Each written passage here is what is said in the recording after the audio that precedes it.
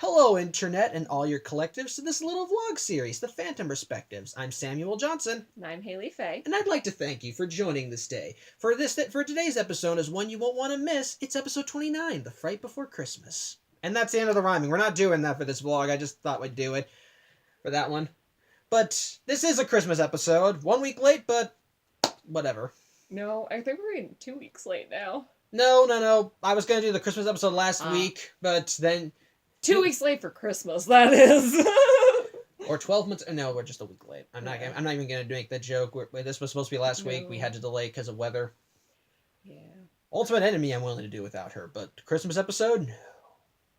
I see how I rank. I get the fun stuff. The Ultimate... Okay, it has plot problems, but it has very good character stuff. But, incessant rhyming and a ghostwriter. What more do you want? And that's actually his name too. Anyway, let's get to the plot. What's going on is that it's Christmas time in Amity Park. Everyone's happy and cheery and so forth, except Danny. It turns out the kid hates Christmas, and the reason why is because every single year his parents argue over whether Santa is real. His dad is a firm believer and thinks that Santa was coming, while Maddie is the realist and says, no, Santa's not coming. It's physically impossible for a man like this to exist. And so, of course, every year they argue about it, and every year it gets on Danny's nerves. And so this year, just in a huff, he decides to go to the Ghost Zone and just shoot a bunch of Christmas stuff. Well, at that same time, a new villain called the Ghost Rider was... I'm sorry, I don't mean to interrupt you. Did you purposefully rhyme there? I didn't know I rhymed at all. He went to the ghost home to shoot some stuff because he was kind of in a bit of a huff. I don't think I said huff. There was huff and there was stuff. I know it. You rhymed. That was that was an accident. But either way, it's happening. We're in the story too. Abandoned ship. No, it's gonna follow us. Don't destroy the computer. There's no computer. Forget it. Joke's ruined. Go home, everyone. Anyway. So Danny ends up accidentally destroying the Ghost Rider. The Ghost Rider is working on the first Fright Before Christmas, of this large poem. Before he can make any copies, Danny accidentally destroys it. So angry, he decides that if Danny is going to destroy something... Well, no, let's clarify that at first Danny apologized, like, wow, well, sorry, it's an accident. And then he saw the cover and saw that it was called a Fright Before Christmas. And Danny said, wait, it's a Christmas story? Well, then I don't feel sorry at all. Which, oh my goodness, I never knew Danny was that big of a... Scrooge. Just say that big of a Scrooge, because that's pretty much what he is around this time of year. Yeah. That's pretty much what happened. As such, the Ghost Rider, angry and wanting to teach Danny a lesson, decides to write a new poem, except this time it pulls Danny in, because as he says, anything he types becomes real. As such, he writes a new poem, and Danny's smack dab in the middle of it. And of course, Danny's the only one that realizes it, as he tries to explain it to his friends and family, but everyone thinks that he's full of it, and he's the only one that realizes they're all speaking in rhyme.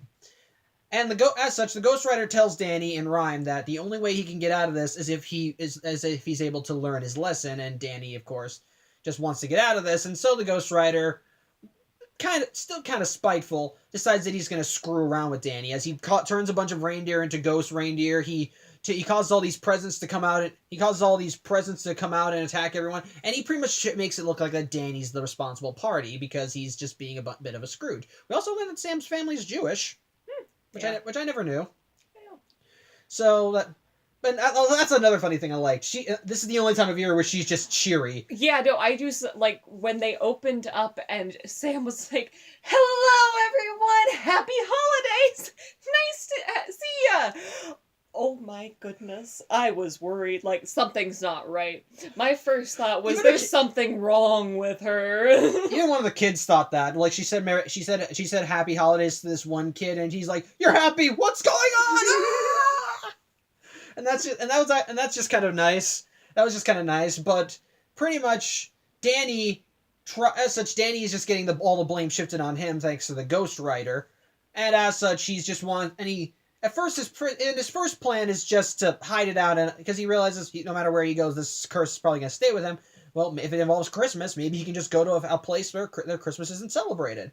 So he goes to Sam's house, But it turns out that thanks to what was going on with the Ghost Rider, this is a place affected too, that the presents have been taken, and the Ghost Rider influences Sam to think Danny was responsible, so they get into a fight, at which point he takes all their various toys from around, he takes up, to try and just add another layer of up yours, he takes all the toys from across the Amity Park and turns into a giant nutcracker that attacks Danny. He brings them to life first. Oh, I love Tucker's reaction too. Like, he was playing with a little toy bug, and then when he turns into a giant monster, instead of screaming and running, he just gets up and then trots away. Like, no screaming. It's like he's just used to this by now. See, I have to say that Jazz's Bearbert, oh my goodness, he's just sitting there all nice, friendly, then all of a sudden he stands up with a chainsaw. Tiny teddy bear rage. Yeah. It's even sadder too when you saw her when you saw her in that in an earlier episode, because apparently that was the only thing that she actually would use the only thing gets her to act like a kid too. So it's a very cherished. Oh. Yeah. But bottom line, Danny fights the giant nutcracker and manages to destroy it, but in the process he trashes all the toys, and yes, everyone is blaming him for this. He's feeling more and more guilty, except for like one kid who still thinks Danny Phantom is cool. But the Ghost Rider decides, well, we can't have that, and he brings all the trees to life. All the Christmas trees, and has them attack everybody. As this is going on, Maddie, Jack, and Jazz are watching the news. Jazz is still peeved at Danny for destroying Bearbert, but Maddie is, of course, afraid. But Maddie realizes that their son's not here. We should go out and save him. We have to go help him. So she grabs a gun or something. You know, she grabs 2 double-headed axes. Oh yeah, that's it. Yeah, she grabs 2 double-headed axes and just starts chopping through the trees while Danny is just doing everything he can to fight off the trees, and he's obviously overpowered until he realizes that he can use the ghostly wail, and so he uses that to completely obliterate the trees. But just like in the Ultimate Enemy, it causes his powers to short out. But just in time though, because Maddie finds him and tells him that his place is at home. Danny decides that if he wants to end this now, he's got to take it to the Ghost Rider. So he flies back into the Ghost Zone and tries to get to the Ghost Rider, but the Ghost Rider decides to try and switch things up and has him appear at the doorstep of all of his worst enemies. Only instead of causing a fight, it turns out they're welcoming him. It turns out that in the Ghost Zone, there's a yearly Christmas truce that every year on Christmas Eve, for the whole day till sundown, everyone is happy, merry, just having fun, which means that none of them are there to pick a fight with Danny. And as long as he's there, they're probably going to offer him a drink or something. Well, they did. They offered him cooked goose. They offered him beverages. They were like, cookies? I mean, the lunch lady sent them home with a doggy bag. Yeah, that's exactly what happened. Which even the Ghost Rider is shocked by this, and he realizes, oh my god, the truce is still on. I thought they stopped that.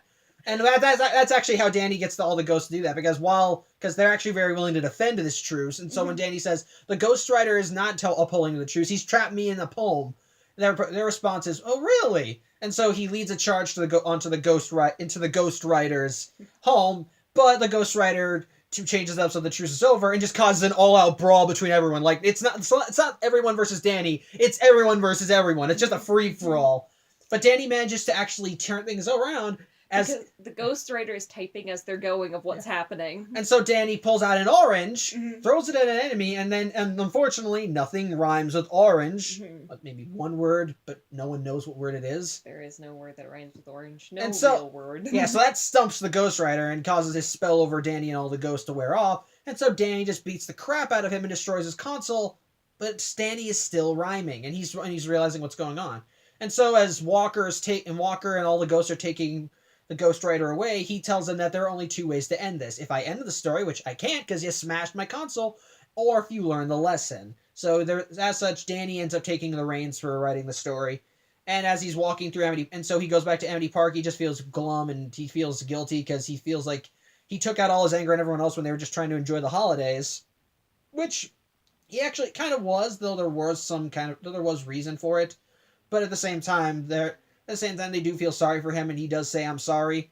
When suddenly all the destroyed Christmas presents they start repairing and floating up into the sky. Danny's wondering what's going on, and it turns out all the ghosts from the Ghost Zone are there to fix everything. Beware! Yeah, the box ghost is the one that fixed them. Though they make it perfectly clear to Danny that once this holiday's over, they're probably going to kick his ass. Mhm. For now, they're there to help. As Desiree restores all the trees, they take the ghost reindeer and start flying around delivering the presents, giving everything to everyone, pretty much just making everything better. Even Danny, Sam, and Tucker even bring that one kid that actually still liked Danny his tree back. The ghost save Christmas. Yes. Ghost save Christmas. And it actually is kind of nice too. Unfortunately, the only house they can't get into is the Fenton house because they put the ghost shield up the instant the tree's attacked. As such, they give Danny the remaining gifts. Skulker hands him a bag of presents and puts a Christmas Santa Claus hat on him and says, "It's up to you now." Yep. And again, the lunch lady gave him a bag of leftovers from the party. And so Danny goes inside and manages to make everything better, giving Jack a little bit of some soup or whatever it was called. I don't know. Favorites. That's what they said. Dad, I got your favorite. And then as he's eating it, yum! Favorites! Yeah. It was some sort of white mush. Yeah, whatever it was. And what did he give Jazz? What was Maddie? No, I know Jazz got the repaired bear bird, but what about Maddie? What'd she get? I forgot. She got a flat present. But what was in the box? She opened it up. What was in it? I don't remember. Give me a second. I'm gonna get it. You don't remember, do you? No, I don't. Now it's gonna bug me. Just drop it. Let's just drop it. Bottom line, though, as everything's happening, Danny's apologizing and Jazz is forgiving him, but it's all ruined when Jack sees all the remaining ghosts out in their sleigh and they start riding off. So Jack grabs a gun and jumps out, and Maddie says, "Wait, no, you'll shoot. That's Santa." It's like, "No, it's not. That's a bunch of ghosts. They're the ones ruining the night." And so Maddie realizes, it's like, "Oh, well, in that case," so she grabs guns and they start chasing after. Well, no, they said, "Wait, wasn't it the ghost boy that was ruining the night?" And then they were like, "Yeah, let's get him." And so they started hunting down the ghost boy. Well, they'll never find him. But either way, everything seems to be going well, and Danny realizes the lesson of just even if he himself doesn't like the holidays, a lot of other people have been enjoying this, and he's been bringing them down. So he probably should. So maybe he shouldn't be as much of a grump if just for his friends and family, who seem to enjoy this holiday a lot. I feel like more the lesson that he learned was that it's not as bad. Everyone has their own way of celebrating, and so just accept that and find your own thing to do and be happy.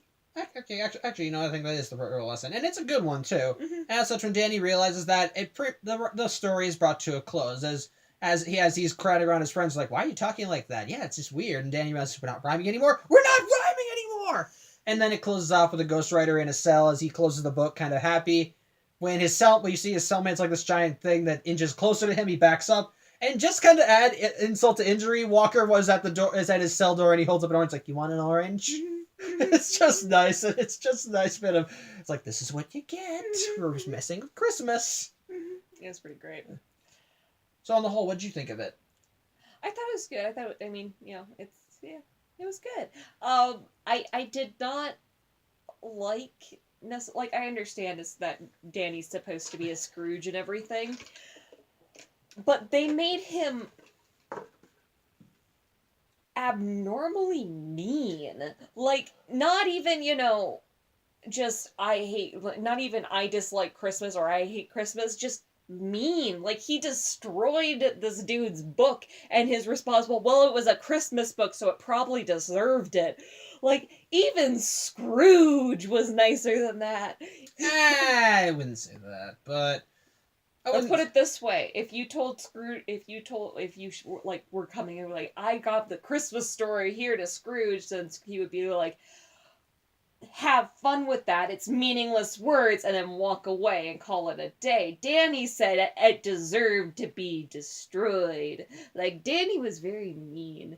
And then as things are happening, he doesn't care that, everyone else's holiday is ruined. It's more just like, I just want things to stop. Now, okay, in the episode's defense, that was kind of the point, and in Danny's defense, I'm not saying what he did is wrong, but I'm sorry, scratch that. I'm not saying what he did was right. There was nothing, he was ruining everyone else's holiday because he didn't like it. But to be fair, he had a lot of, when someone has bad experiences associated with a time of year, it doesn't just go away. It kind of festers, which is what happened to Danny. Like, even in this episode, he exploded, and they even showed flashbacks to previous Christmas. Like, when he wasn't even a year old yet, his parents were so busy bickering about Christmas that a dog peed on him. I get it, that, like, he has a lot of issues with it, but at the same time, like, that just seems like, that it, to me, it seemed like he was unreasonably mean to people. Like, I understand not liking Christmas, and, like, if someone comes up to you and is like, Merry Christmas, be like, ugh. But, like, it was like if someone went up to him and said, Merry Christmas, he would be one step away from, like, Dicking them. yeah. Well, okay, again, in his defense, and I'm not saying that you're wrong. I'm not saying you're wrong, because his actions, though, because that is kind of dick move stuff. But it's more like, it's like if you got an oversaturation or something. It's like if you suddenly said, I hate the color pink, and suddenly you find your room is pink, and then suddenly as you try leaving it alone, you see more pink stuff, and you finally just explode. You can kind of say that probably was the way it was with Danny. Like, he didn't like the holidays, he just wanted to be over, but it was constantly being thrown in his face, and it finally, and he was just and he was causing it to come out in unhealthy ways. And I'm not going to say that what he did was right. No. What he was doing, very dick move. He was uncaring about what he destroyed and why, and he probably partly deserved to be trapped in the poem. Yeah. But at the same time, though, you can kind of understand why he'd have these emotions. Like, he has this yearly argument, and it's a small thing, but his parents are so passionate about it that it's kind of ruined the holidays for him to the point where he just detests the thing. And even when other people bring joy in it, he just looks at this and says, I want it just gone so that this is over. I just want everything to be back to the way it was, and because it's Christmas, I just want Christmas to go away. And again, I'm not saying that what he did was right. He destroyed the guy's work and had no remorse over it. He did need to learn this lesson. But I'm just saying that I can understand why he would have these emotions. I get what you're saying, and I totally agree. Like, I agree with what you're saying. My problem is that it's very unlike Danny. I can understand that, but I'm guessing, even everyone kind of has that sour point. Yeah, but to me, this seemed like, I mean, we've seen Danny upset and, moody and, we've seen all that fun stuff. We've seen him get really worked up about something. We've seen him not want to deal with something or not want to have to do something. But this just seemed like revulsion. He genuinely hated everything and anything to do with Christmas, including the people bringing it up. Like, that just seems so mean. It was so overkill. Like, it was so not Danny. Like, Danny, to me, in my opinion, like, it seemed like my view of Danny is that if he doesn't like Christmas, he wouldn't like Christmas. He wouldn't want to go out. He would be mopey about it. He'd be like, no, I don't want to do this. No, type stuff. Or he would get upset, You just don't hit the stop button there. Sorry. Anyway. Sorry about that. What was I saying? You were talking about how this is out of character for Danny. Yes. I feel like he would just be more like, he would be more, glum rather than outright hostile, because he just wanted to destroy stuff. I mean, who goes to a Christmas store to buy things with the specific thought of just destroying it because you hate Christmas? Again, here's kind of my defense for that. Dan, it's again going back to the example of you don't like pink and it's constantly being shoved in your face. I get that, but we're talking about Danny. But what in his personality tells you that would be his reaction? Well, again, this goes back to if things are, like it's like things are just constantly shoved in his face. Maybe he would want to just kind of crawl away and get it over with, but the fact that he has to be a part of this, and on top of that, it's not like he can just relieve the house and be done with it. Odds are his parents get passionate about this thing every year, and the root of why he hates Christmas is because his parents argue about it. So even if he wanted to seclude himself into his room, he constantly hears it over and over, and he constantly hears them arguing about it over and over, and even if he tries to leave, look, more Christmas. Oh, that's the thing that's getting them angry. Maybe I should go over here. Oh, look, more Christmas. And going back to when he thought he could hide out this curse by going to Sam's house because she celebrated Hanukkah. He thought that he could get away from him going there, but it still followed him. But let's remember here, it's not like his mom and his dad are having this horrible, intense argument. No, they disagree about the existence of Santa Claus. They screamed it over a megaphone to a crowd of people about their views. Yes, it's like watching a toddler with the power of an adult. Exactly. And that's exactly why I think that Danny would have this reaction. I think under normal circumstances he would try to avoid it, but the fact that it's constantly being shoved in his face, either from his parents arguing or just to seeing all these holiday decorations, it probably does create a lot of hostile emotions that eventually that kind of fester up till the point where he wants to. But what part of my point is that I don't like my opinion, in my personal humble, quite loud How opinion. dare you have an opinion? Excuse me? Are you telling me I shouldn't have an opinion? I was making a joke. Uh-huh. No, it's my vlog. Everyone has to have the same opinion. If you disagree with me, get out, get out, get out, get out, get out. I'm kidding. Continue. Anywho, now I don't remember what I was going to say. You're talking again, going back to my point of oversaturation is probably feeding into it. But the thing is, I don't, in my personal opinion, I don't think that Danny, I understand being, overwhelmed and just done with stuff. I understand that. And I totally can see that happening.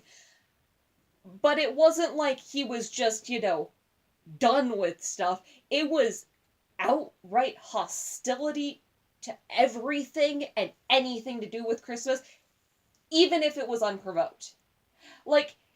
Sam was in a good mood. Sam was happy and greeting people on the street. And Danny was pissed off because people were walking past him in the mall. He started yelling in frustration because of that as people are walking in front of him and behind him. That's not normal. Well, again, here's in my opinion. Kind of going to defense. There have been times where I've kind of felt like stuff like that, and it's irrational. I will openly admit. But here's the thing: when you're in a mood like that, it's not that you want things to go the way you need them to. It's that you need them to go the way you need them to. I am not saying that that's not a possibility, and that's not a mood, and that's not a thing. I totally agree that I agree that the actions he took and the things that happened are possible, are a reasonable reaction. Well, not reasonable, but they're an understandable reaction. It's just I disagree that Danny would do it. I would disagree with that because he's still a 14-year-old kid, and while he's a good kid, he's still a kid. Yes, but nothing up to this point would suggest that he would treat something so... I mean, I understand there's the argument, and, he's given him a lot of issues, but honestly, you've met his parents. Arguing whether or not Santa is real is not the worst thing they've done, I'm sure. Well, I think it's mostly because of the consequences of that, too. Because, again, going back to when his first Christmas, they were so busy arguing that a dog peed on him. And then another Christmas, they were so busy arguing that not only did they overcook the turkey came to life and attacked their kids. Mm-hmm. Which I don't know how that's possible. But let's also remember how Danny ended up with his ghost powers to begin with. I mean, it's not like their home is number one on safety guidelines. To be fair, Sam talked him into walking into it, but yes, but it's not like, it's exactly the safest home. I mean, they have a portal to the ghost dimension in their basement. And ghosts regularly come out of, too. They have guns of some sort, plasma guns of some sort. Hidden throughout the house, I think. Yeah, readily available in most rooms. So, it's not like it's not like he didn't expect crazy from his parents. That's understandable. They're off on their own world, So I doubt that this is the worst thing that he's had to deal with them. It might be a frustrating thing, but is it enough to make Danny, who up to this point has been a very nice, caring person, not while he doesn't shy from a fight, he doesn't outright provoke hostility towards things. He doesn't go up to someone and be like, he doesn't go up to the ghosts that are doing nothing and just, start wailing on them for no reason. Hilarious. He doesn't just go up to the box ghost and just, keep hitting him. Well, okay, to be fair, sorry to interrupt this, but I think that might be the reason why he bought the Christmas presents. Maybe that was his way of trying to vent. Now, again, the way he reacted when he destroyed the Ghost Rider's work, that was a douchey But thing.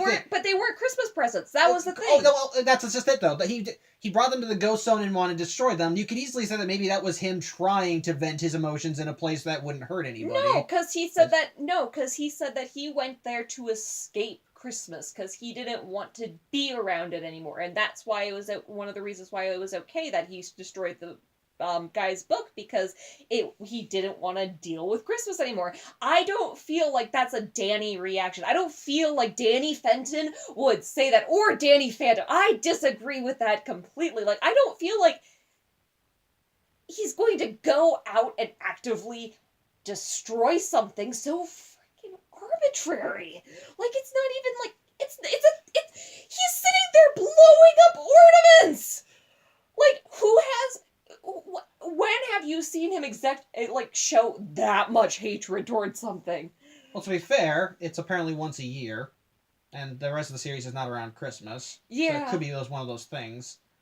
And again, I go back to my oversaturation just feeding the fires, but I can understand your viewpoint. It doesn't seem like something that Danny would do. Like, he's just like, he does have his issues, he does have his problems, but he does seem to be It's so out of character. I guess that's my big problem. Otherwise, I loved it. Yeah. I liked it too, and I see where you're coming from. I understand why you had the argument. I would still defend why he acts like that. I'm not saying that what he's doing was right. No, far from it. He kind of deserved what he got in this episode. I can accept it because it fit the episode pretty well, and the episode had a nice solid ending, and I gotta admit, I loved it when he's like, yes, we're not rhyming anymore! I liked that too, and I liked the episode too. It's, it's charming, actually. It actually does kind of feel somewhat Christmassy. Like, it doesn't, like, the moral learned, the lesson, everything it goes through it, the imagery, it's all very colorful and all just matches Christmas. It's actually... It's a good old-fashioned Christmas show without being boring or repetitive. Yeah, mixed with the superhero stuff and everything. Now, admittedly, my biggest problem is that everyone blames Danny for destroying everything, when I don't think that would work. Okay, the presents... could make an excuse because Danny was flying by just as they got pulled out, but the reindeer, the trees... It's not about what they saw him do. It's about what the ghostwriter wrote. Because he wrote it in there that it was Danny's fault. Okay, I can buy it. Okay, I can do that. It's just that if it were a regular episode, that would kind of get on my nerves, because Rainstorm pretty much took away his wanted number, his public enemy #1 status. But bottom line, it was rather cute, because the rhyming thing, while it was meant to be an annoyance, kind of did fit the Christmassy tone. The imagery was nice, and I actually kind of liked the payoff with the ghost zone. Like, all these enemies... I love the villains coming to help. I love it! Yeah, like, that's always nice, too, because they've done it twice before. Once in the Prisoners of Love episode, when they were all fighting side by side, and then once in Rainstorm, because it was a greater threat. But it's because... here it's just for fun. It's not about anything besides spreading holiday cheer. Well, the first time they came... Christmas hats! Well, the first time they came together in this episode was to defend their holiday truce, because the Ghostwriter, by just pulling Danny into this, was breaking the truce. But they didn't know about that. They were coming together for a holiday party. That's but then Danny came in and said the Ghostwriter's breaking the truce because he pulled me into the story, and so they all charged to the Ghostwriter's house to kick his ass, and then he... So that's it. So I liked that too. I like actually seeing them fighting together. And as I said, and as it's been said, they're kind of like frenemies. They do fight against each other. There are solid enemies, but when Danny can hold civil conversations with them about stuff like this, even work with them on occasion. And this is an example of that. It's a truce. They probably wouldn't be fighting with him anyway.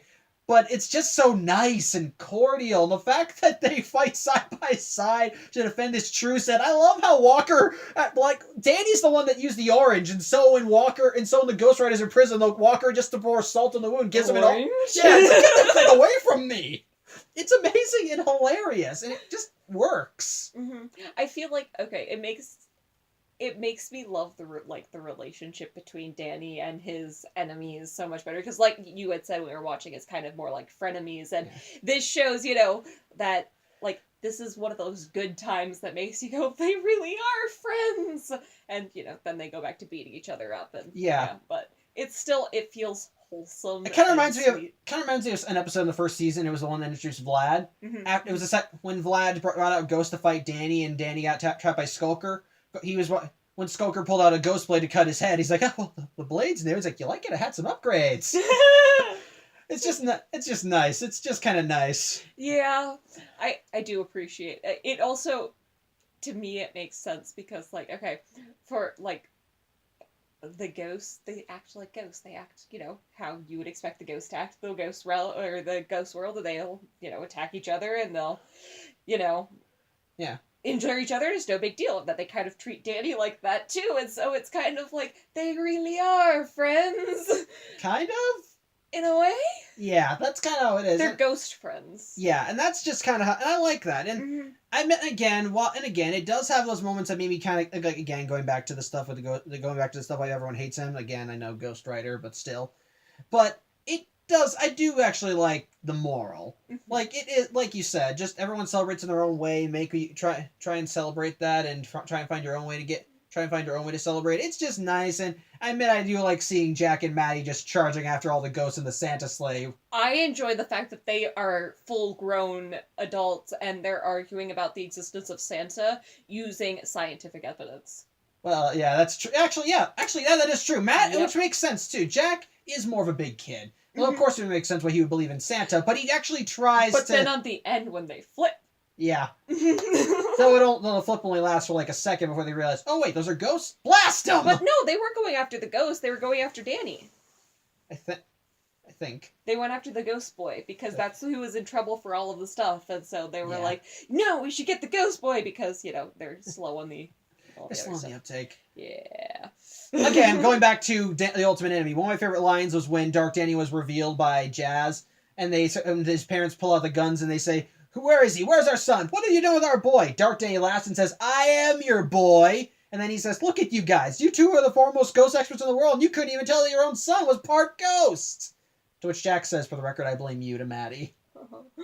Yeah. Yeah, well, Oh, that comment. Okay, so my favorite, the best moments of this episode, I have to say, when Danny loses it and just, like, yells at his parents that he's tired of all the fighting, he's tired of all this, they've ruined Christmas for him, and he's done, and he walks out. When Jack turns to Maddie and goes, "He's your son." That was a sick burn. It was a sick burn. Although when Maddie goes out to chop down all the ghost trees, he does say, "Wow, that's hot." They have a weird chemistry, but it's a chemistry that works. I love it. I like that. Like, they're very different, but they obviously care about each other. That's one of the things I like about the series. I feel like even when they're fighting and insulting, like, even this, they were like all out war against each other when it comes to this whole Santa Claus debate. But still, they can get past it to hunt a ghost. Or save family. Oh, both. that too. Or both. Whichever happens first. Yeah. That's always one of the strengths I like. Just the bond between the Fenton family. And it's always really nice. It's a weird family, but they're still family, and they're always there for each other. Yeah. So, yeah. On the whole, yeah, we thought the episode was really nice. Yeah. I think as a Christmas episode, it was fine. Did have some things, but otherwise, still a fine episode. Really nice. Love the imagery. I liked the moral. I would actually say that this is one of the better Christmas episodes I've watched. Yeah, like, it had charm to it. It had a nice moral. It was just sweet. Like, they still had their cool kick-ass climax where all the ghosts fought each other and they fought the Ghost Rider. But even then, that's not what solves the problem. It's Danny realizing that maybe he shouldn't be such a Scrooge and be nicer and allow everyone to celebrate the way they should and probably find ways to celebrate himself. I think I think that the whole, at the end, when he was like, as long as you have your family and stuff, you're fine. It was like, that was cute, yeah. Yeah. It was really sweet, especially because Danny was walking down the street all lonely and sad and morose after everything had, played out. Yeah. That was a nice moment, too. Just kind of, like, even if they're mad at him, they're still his friends, and they see him sad. They come out, and Sam and Tucker come and sit with him. Yeah, that's a nice thing. It was a nice moment, and it was, It was very sweet. Would have been sweeter if we watched it in December. Well, you know what? We're watching it in January. Yeah, I know. I put in the description for my delay video that Mother Nature is kind of a bitch. Well, I didn't say that, but Close enough. Mother Nature. mean, Oh yeah, that's what I remember what I said. Mother do Nature not- is as we- cruel as she is forceful. That was what I put We down. live in Minnesota. It is still winter. Do not piss off Mother Nature. Yeah, true, because everything's starting to melt right now. Yes. She might come back. Like, what was that? Nothing. That's what I thought. We don't want her back. We want to be her friends again. We want warm weather. Please. But yes. So yeah, on the whole, fine, cute episode, very Christmassy, kind of fit the tone, and yeah, overall just a good episode. So yeah, thank you for watching. I'm Samuel Johnson, I'm Haley Becker. and tune in next week where we actually see the fallout from the ultimate enemy. So yeah, see you then.